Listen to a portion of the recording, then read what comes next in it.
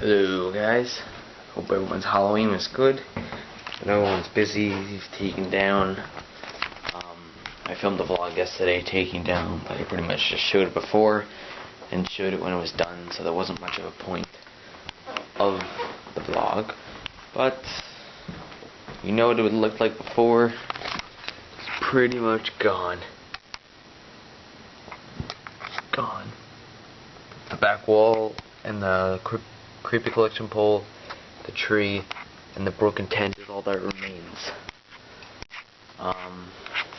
Everything is pretty much up. It took almost no time.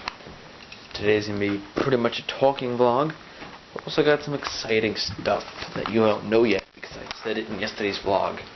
So let's get to that. Alright guys, so now is about the time during the year when and I'm sure other people are already planning for next year. I do this because it takes time to plan it out, especially because my big news that this next year, for 2012, I am going, not professional basically, but going through my first walkthrough. So I've been designing a haunted walkthrough. So just to give you a quick overview, my camera is dying.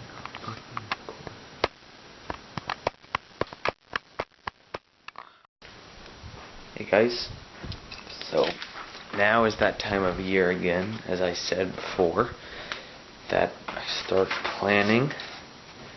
So my camera died before, so I'm back. And we're going to show you something. Yes, as I said, back trying to find something to set the camera on. This cup will do. So over the next month or so, I will be finalizing a plan for 2012. I have with me a design drawing so far. I have to finish some other measurements up, and then I'll finalize the drawing with the whole walkthrough. We'll know exactly what we do, and then I will start making a prop list, and that's pretty much how I run my theme. Last year, basically, it's a lot bigger this year. I'm doing a walkthrough, so there's a lot more to vlog throughout the year. I'm going to be including 2 to 3 drop panels, a shock cage. There's a study room, a butcher room, a crematorium. There's a claustrophobia hallway. So there's a lot to build, and building obviously will start for a while, but these things will be made pre-ahead of time, and that's mostly actor based inside the haunt. All my asylum props are going inside there, but then it's going to be mostly actor based. But in the cemetery, I'm adding close to, I have 8 tombstones. I'm probably going to be going up to about 20-25 tombstones this year, as well as 1 or 2 coffins, more static zombies, more animated stuff, maybe a mausoleum, a tomb, above ground tomb. So there's a lot to do, and we gotta get finalizing on what we need and what we want and what we have space for. The haunt, it will eventually expand from the edge of my driveway all the way around the house into my neighbor's yard and up that driveway, but for now we are stopping at the end of our driveway, which we have about a 60 to 80 foot limit, which is, it's okay considering what I have drawn out here is only about 40 feet, and I have right now a complete tent that is 10 by 20 feet, which is perfect because my driveway is 11 feet long.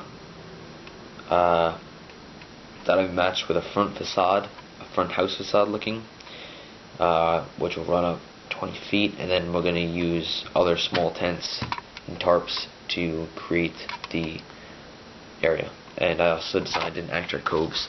So let's see what I have here already. None of this is finalized. I still the haunt might be thinner over here as an exit path and thicker over here because my driveway gets bigger after it passes my house. So what we have is basically an entrance over here, and these circles are actors so far. We have an actor by the entrance regulating 4 people. that will walk up.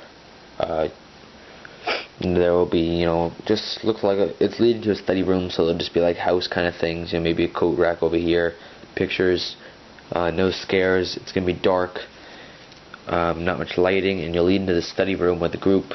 I'm not sure yet, but I think I want to separate the group into twos. So one group will go ahead, and then they'll wait about 2 minutes, and the other group will go. That's what I'm thinking about doing. This one is basically based on matching people with their best fears. So I know people are afraid of claustrophobia stuff, so I'm building that, which you'll see in a second. Obviously, once again, none of this is finalized, absolutely not finalized. I don't know what it is, but this is just a drawing that I drew up with the space that I have, so this could be an option. Okay, so we have a study room. You will then lead on into a hallway. Each box is a foot, so this is about an 8-foot hallway. I could make it longer, I could make it shorter, I could cut this out and make it directly diagonal, like I said. However, I do want this pocket cove here, which will be for a double actor. There'll be a drop panel here in the hallway. Then they'll come around into the first room, which is a butcher room, which also have an actor over here in the shock cage. So this is the butcher table, which might have an actor giving the illusion that there's a cut-up body. But this butcher will act as the room's empty, so he'll, come out with his knives, pop out as they enter the room. But even before that, he'll operate a drop panel. So he's got a little bit to do, but he also has time before they turn around the corner. Then they'll progressively move up into this room, which is the crematorium, which is basically just a bunch of dead bodies and walls that look like, those pull-out crematorium coffin stuff. Which enters into my favorite part, a claustrophobia wall. I have a feeling that if I build this, people are going to hate it. Basically, the walls slowly go in, and this is going from one end of my driveway into the other. So it's a nice, slow, gradual area into the thinnest point where you can't even walk straight. You have to actually walk sideways. I'm doing this because I know people hate it. I know my mom hates it. It just really messes with someone. They don't feel comfortable in that kind of situation. What I am doing is there will be actors, and people will be told that, if you don't want to do this, let your nearest actor know. So there'll probably be an actor in here. If someone doesn't want to do it, they can go back or not go in and say, can we either skip this part or can we exit? There'll be emergency exits, or the actor will direct them out. Because this is a pretty scary part. It only goes thin for a short amount of time. You don't want any people getting stuck or anything like that. It's not like, they can't breathe, but it's just to the point where it goes from about 3 or 4 feet down to about, walking sideways, so probably about a foot and a half. And then it gets back to normal, so it's a little bit of relief at the end of the tunnel. They will continue on to a quick right, left, and this is where I drew up to because I don't know how long my driveway is. So right now I put an end to it, coming back down and out the back of the front yard. So I have to make a few more measurements. I don't know if I can go on, I don't know if I can go bigger. We'll have to base it off that, and then once I draw a driveway, then I'll fill this stuff back in. Pretty cool though. So yeah, this vlog is pretty much just talking, designing a prop list. As I said, I want to do a few Reapers and Monster Mud props, pneumatic ground breaker, a few more animated stuff. I know the kids like that. But once again, all my Asylum stuff is going in here, so that's where most of my animation stuff is. So there'll be hanging bodies, there'll be prisoners, there'll be mostly actor based, so a lot of facial effects of cuts and bolts coming out of people's head and scars and people walking around, saying get away. And right now I have 2 drop panels, I believe, and a bunch of actor coves. I designed it so that on the outside of the haunt is where actors can go in. This is an actor slot. Someone can go into here, which is also an actor slot for the butcher, but someone else can also go here, maybe for another drop panel. This is no actor slot. And then you go around, and I'm guessing over here is my garage, so I'm leaving about 2 or 3 feet for this actor cove, where there will be actors also. And if you look at it this way, another actor cove right here. These actor coves are just so the actors can get in and out with ease. I don't know how many actors are going to be over here, because this part is still unsure. I'm pretty sure I want this beginning part over here down though, because I like how it is set up, how you're walking into the illusion of a house, which fits into my backstory, and then you're starting to get into the depth of the house and what really goes on behind the good stuff. So there will be an actor here which will probably split the group, but also give a little backstory on, you know, the horn to when the house was built. You know, she'll say, pretty much read off of what the backstory basically says about the man who owned it, and how, you know, he fled, and all the torture victims have come back to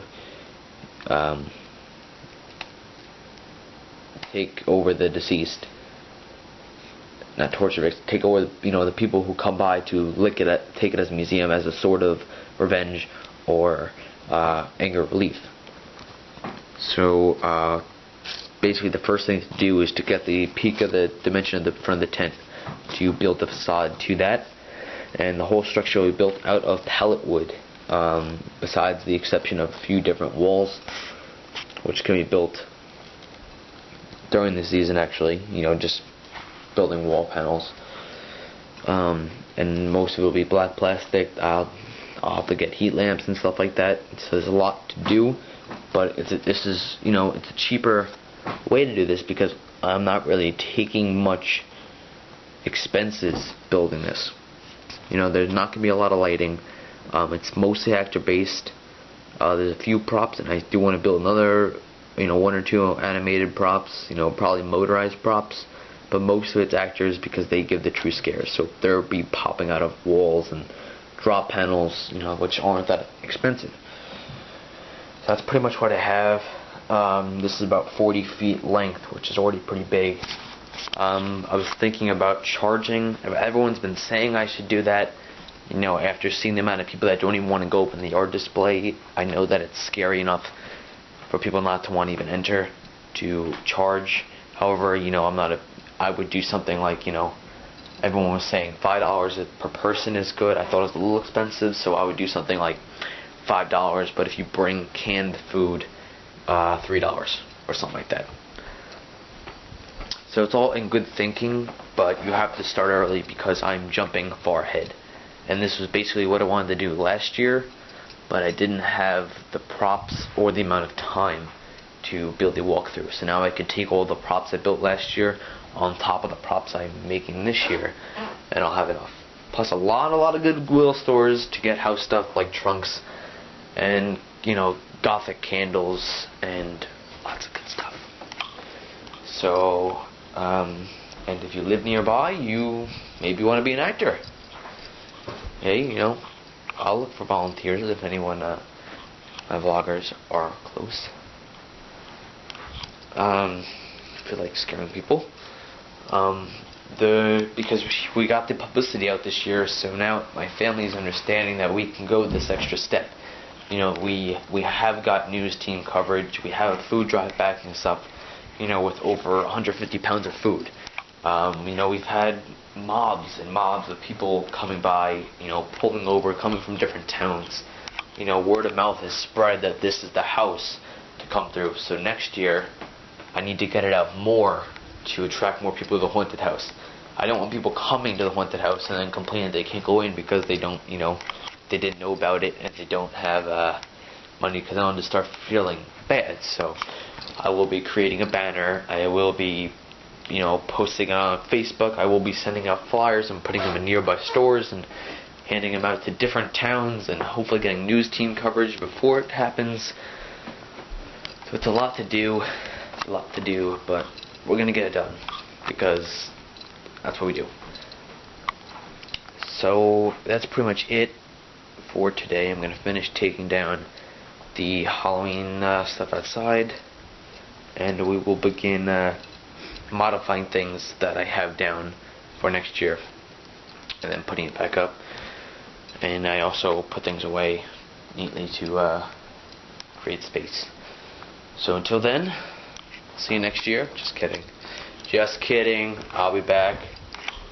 Probably not vlogging too much in the next week or so, because I'm going to be just planning, and then once I get into build season pretty early. I already have a project that I have the equipment for. I just didn't get to it yet. And I'm probably going to think of some other stuff to build, because I need animation in the cemetery. If you guys got any tips for me for the animation in the cemetery, I'm looking for, easy, cheapy props to animate in the cemetery. I'm probably thinking, not as much pneumatics as probably, wiper motors or stuff like that. Like opening and close, just those little animations that really add an effect. Like a peeping thing over the tombstone, and a raising coffin. And I'll probably do a pneumatic corpse that flails out, because I love doing pneumatics during the year. But then it's really focusing on structural work for the haunted house to make sure that I can get that done. Yeah. So we'll see you guys later. I've been rambling off enough. So talk to you guys later. Bye. Hey guys. I'm going to combine yesterday's vlog, which you haven't seen yet because I didn't upload it last night, and today's vlog. So that's the second and the third. Yeah, because I'm just doing it not too long, so it's gonna be kind of a long vlog in total. But just remember, it's 2 days, so you can pause it now. But it's already nighttime. But I've already been doing some building, so I just wanted to throw it out there. I have been fixing and modifying some props, basically the time stage that we're at. So fixing the skeleton leg before it goes away. So to do that, power cord on that guy. The zombie that I told you that was hung by the neck, the girl, I made her standing, so I just piped the PVC up into the prosthetic chest with it was actually great stuff underneath, so I just piped it up, and now she stands, and there's like a lurking, and maybe she'll be going like behind a tombstone, like Ivor Roberts, maybe that is Ivor Roberts.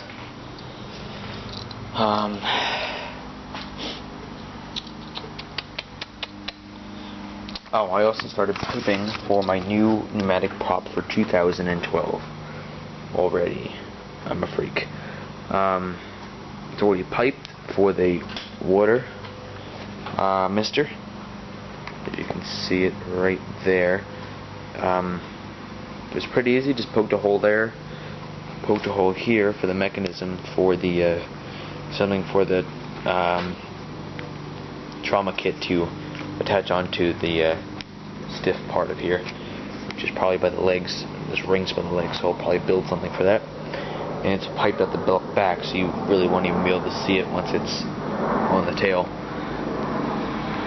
And I put wrapped a little piece of electrical tape, as you can see it right above the roof, and that just gives it on an angle so that it will reach out of the mouth. And it runs down the back, not the front, so that you don't see it, or you won't see it.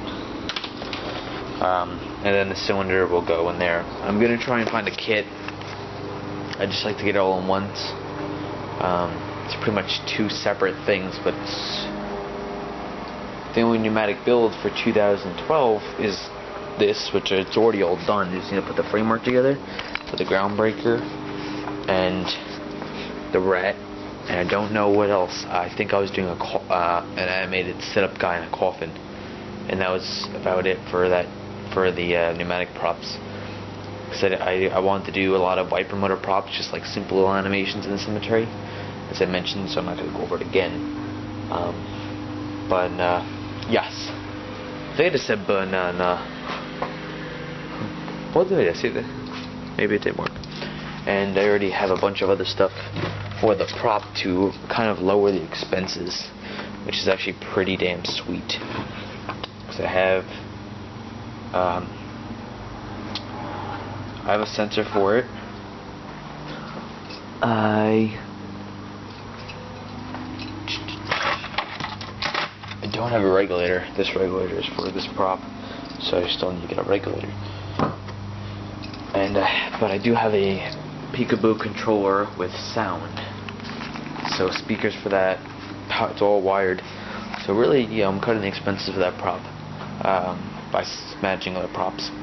So pretty much it'll go in one of those trash cans, and there'll be this one will be mounted on the outside of it on the floor. So I'm pretty excited to do that prop. But I found out that the mister part is also a kit on fight props. What am I at for? It's a kit on fight props, so I might just order what I need off there. I don't need any hose. As you can see, I already wired for that, and I have enough for that. So I'll just need a solenoid for the mister and a solenoid for the cylinder, and then I'll need the cylinder and the little pieces that I might need a few more fittings, and the airline piece or whatever. That costs like 15 cents. So really not that much. Probably without what I have, it's probably gonna be about a $50 prop. Yeah, 50 to 80, we'll say, is my budget for this prop. I think that's a pretty reasonable, considering they sell them for a few hundred. Because I already have most of this stuff, and the trash can, because I want to do the metal one. That's 20-something bucks right there, but I don't have to pay shipping for that. So that'll go inside the asylum. That's pretty much it, though. So good night.